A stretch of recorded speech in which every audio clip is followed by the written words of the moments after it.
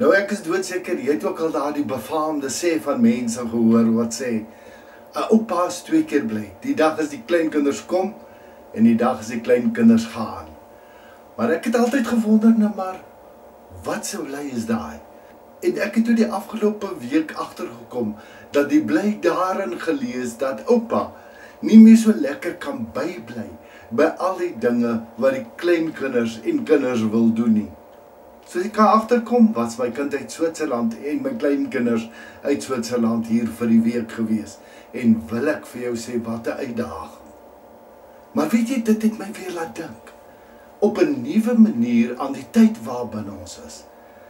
Voordat hulle gekom het, was daar hierdie groot afwagting, want ek het geweet, wie is dit wat kom?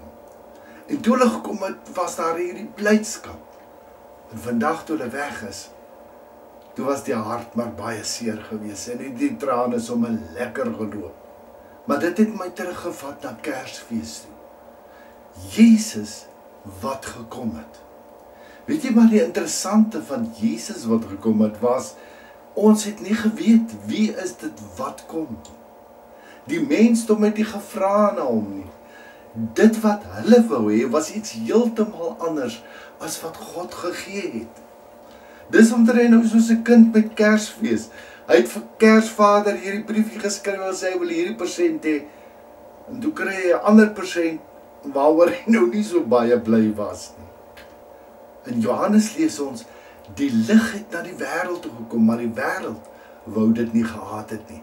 Dit was nie ons Kerspersent waarvoor ons gevra het nie. Dit was die een wat die almagtige God geweet het, ons die nodigste van almal het. Nou so in my stil word rondom hierdie Kersgety, is daar een ding wat vir my so pragtig deurgekom het, wat ek met jou wil deel.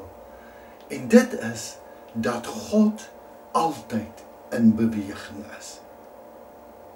God het van sy kant af beweeg, hy het die inisiatief geneem. Hy het besluit, daar is net een manier, hoe ons, as deel van sy kinders, kan terugkom na ons Vaderhuis, as hy die een stuur, sy seun, om vir ons die pad te kom wys, maar ook om af te handel met dit waarmee ons nie kon doen nie. En dit is die sondelas. Nou jy het seker al baie keer gehoor, daar is nooit rooi tapuite vir Jesus uitgerol nie. Weet jy, dis nie heeltemal waar nie. Die grootste rooi tapuit is vir hom uitgerol. Sy Papa Vader sinne. God het die ganse skepping betrek by hierdie skouspel.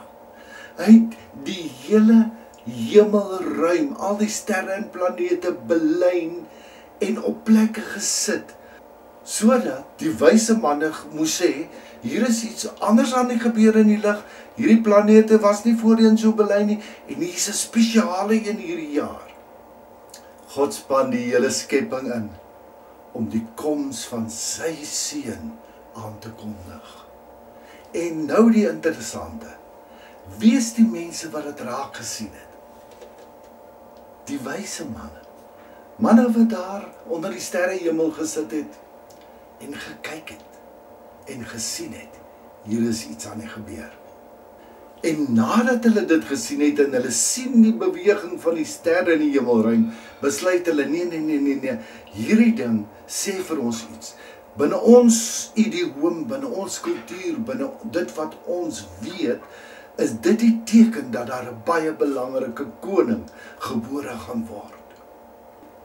Hulle lees die teken wat God gee raak, omdat hulle gekyk het. Die volgende ene is gehoor het.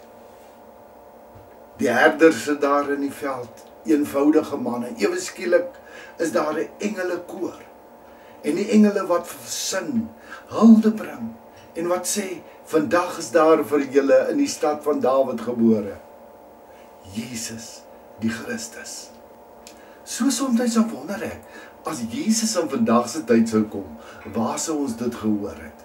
Op die internet, op Facebook, Instagram, wie sou eers die nuus gebreek het? Maar dan wonder ek ook, hoeveel mense sou dit geglo het? Want wat kan jy en wat moet jy nou glo wat op internet is? Die herders eenvoudige manne staan verstom. En dan gebeur daar iets. Die beweging wat God van die begin af geïnisieer het om Jesus te stuur, die planete te belyn. Die wyse manne op pad te sit, want dit was 'n reis van 'n paar maande. En dan die herders wat sê, kom ons gaan. En ons lees, hulle het alles gelos en hulle het dadelik gegaan na Bethlehem toe. God se beweging sit menslike beweging in werking.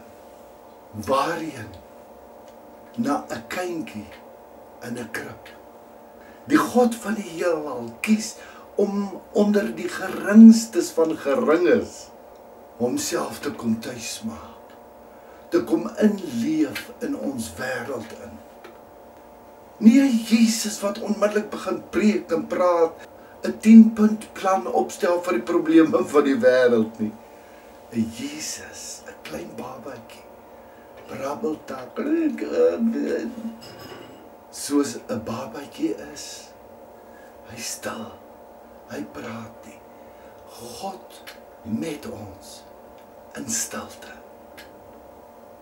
En dan kom die besoekers. En wat doen die besoekers? Hulle kniel. Ek sê die ander dag vir iemand, weet jy wat is vir my die hartseer van Kersfees? Die vreugde is daar en al die ander dinge, opgewondenheid, verwagting en alles. Maar die een ding wat ons vergeet het, is voor alles. En die mense wat gekom het, die wyse manne, die herders, gebuig. Kom buig daar in aanbidding.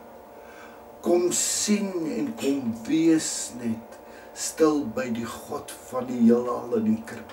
En weet jy, ek het net besef, voordat ons nie kan stil word en buig in aanbidding nie, kan ons nooit die volle omvang van Kersfees verstaan nie. Want alles wat tot op daardie punt gebeur het, die beweging van God, hoe mense in beweging gesit het, hoe hulle gekom het, was van harte goed.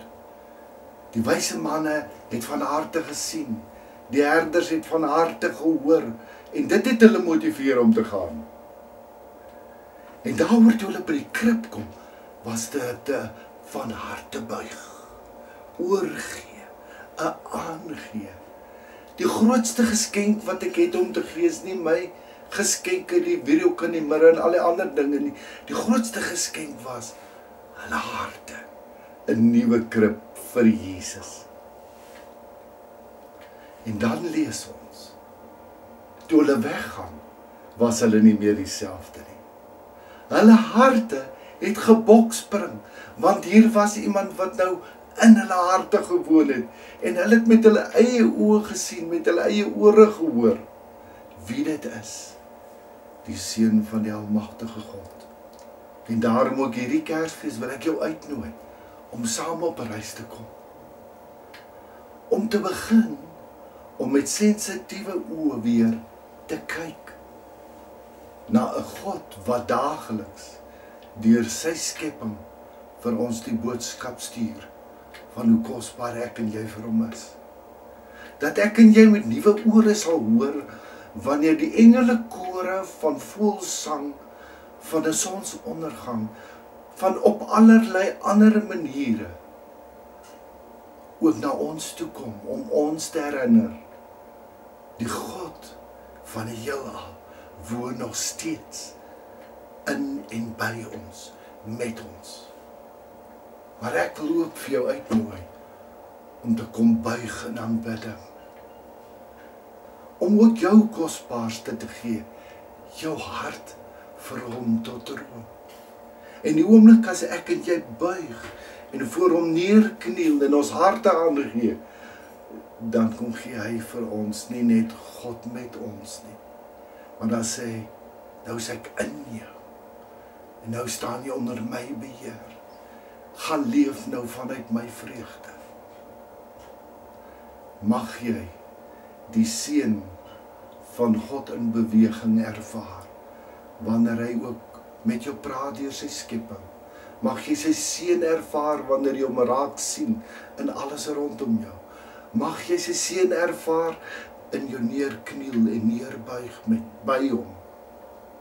Mag jy sy seën ervaar in jou oopmaak van jou hart se deur, sodat jy die grootste seën kan ontvang, die nuwe lewe wat hy kom moontlik maak het in en deur sy gees.